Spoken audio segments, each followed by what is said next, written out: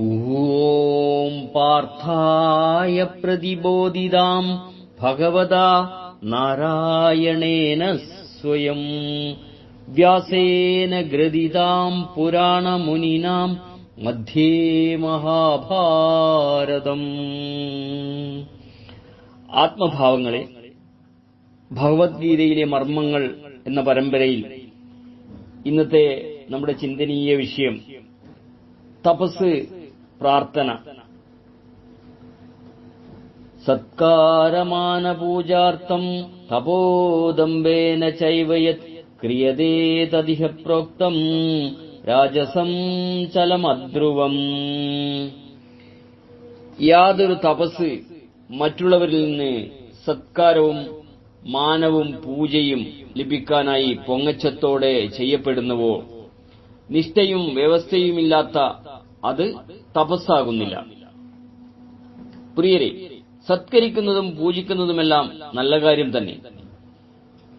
എന്നാൽ അതിൽ കൂടി മേന്മ നേടണം എന്ന് ബോധപൂർവം ചിന്തിച്ച് അതിൽ കൂടി തന്റെ പ്രഭുത്വ പ്രകടനം നടത്തുമ്പോൾ അത് ശ്രേഷ്ഠമാകുന്നില്ല എന്നു മാത്രമല്ല, നിന്ദ്യമായി ഭവിക്കുകയും ചെയ്യുന്നു.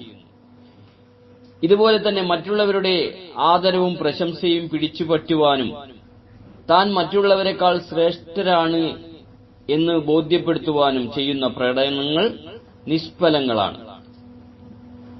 തപസ് എന്നതിന് ബുദ്ധിമുട്ട് സഹിക്കുക എന്നും അർത്ഥമുണ്ട്.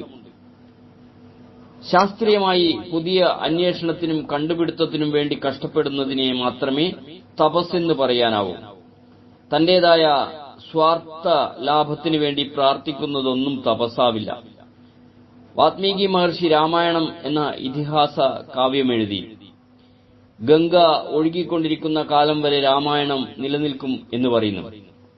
ഇത്രയും പ്രതിഭാസമ്പന്നമായ കാര്യം നിർവഹിച്ച വ്യക്തി എത്രമാത്രം തപസ്സനുഷ്ഠിച്ചിരിക്കും?